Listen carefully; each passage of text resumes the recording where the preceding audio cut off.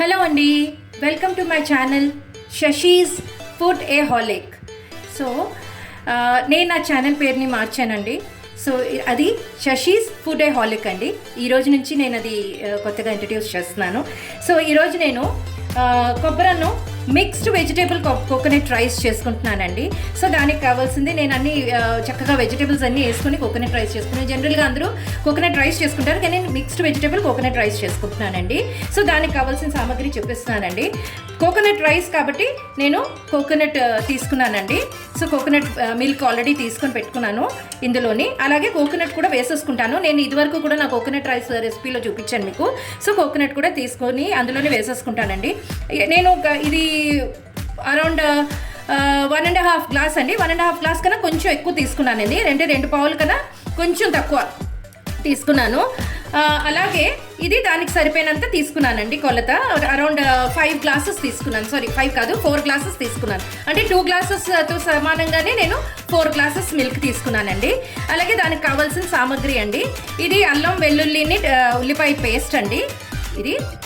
అలాగే మసాలా సామాన్లు నేను ఎప్పుడు గొట్టాలు వేసుకుంటానని చెప్పాను కదండి. అలాగే ఇగో జాజి పువ్వు, జాజి పత్రి, తర్వాత లవంగాలు, ఇలాచీలు, జాజికాయ, ఇవన్నీ కూడా నేను తీసుకున్నానండి. సో ఇవన్నీ వేసుకొని చేసుకుందాము.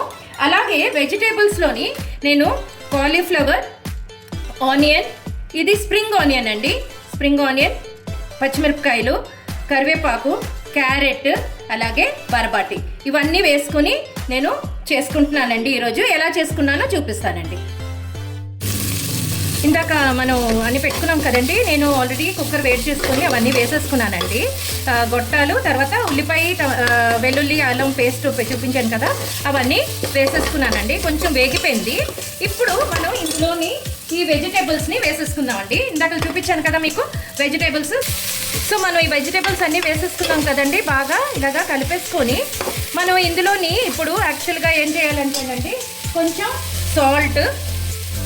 సాల్ట్ వేసుకోవాలండి. అంటే మనకి రైస్కి అంతటికి సరిపోయినంత సాల్ట్ వేసుకోవాలండి. ఒక 2.5 స్పూన్స్ సాల్ట్ వేసుకున్నాను. సో ఈ వెజిటేబుల్స్ అన్నీనండి ఒక 50 గ్రామ్స్ వెజిటేబుల్స్ తీసుకుంటే సరిపోతుందండి. కాలీఫ్లవర్ ఒక 100 గ్రామ్స్, అలాగే బర్బాటి, ఇవన్నీ కూడా ఒక 50 to 100 గ్రామ్స్ మ్యాక్సిమం. 100 గ్రామ్స్ కన్నా ఎక్కువ వెజిటేబుల్స్ అక్కర్లేదండి, ఎందుకంటే వెజిటేబుల్స్ ఎక్కువ వేసుకున్నా బాగోదు. సో నేను రైస్ అరౌండ్ ఎంత అంటే ఒక 375 గ్రామ్స్ ఆఫ్ రైస్ వేసుకున్నాను. 400 గ్రామ్స్ అనుకోండి, 400 గ్రామ్స్ రైస్ వేసుకున్నాను.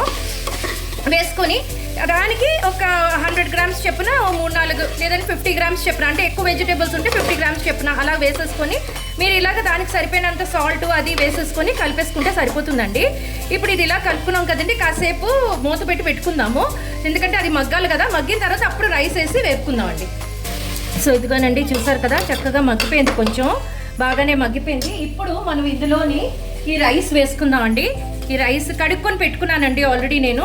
సో ఈ రైస్ని ఇందులో వేసేసుకొని మనం వేపుకుందాము. ఒక 2 నిమిషాలు మనం మూత పెట్టామనుకోండి, అప్పుడు దానికి ఇంకా దాని ఫ్లేవర్స్ అన్నీ కూడా ఆ రైస్కి పడుతుంది.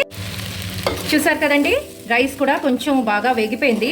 ఇప్పుడు మనం కోకోనట్ మిల్క్ చేసి పెట్టుకున్నానని చూపించాను కదండి మీకు. సో ఆ మిల్క్ని ఇందులోని ఇప్పుడు మనం యాడ్ చేసేద్దామండి. సో ఇది నేను చెప్పాను కదా, 4 గ్లాసెస్ తీసుకున్నానండి. So 4 glasses milk with coconut.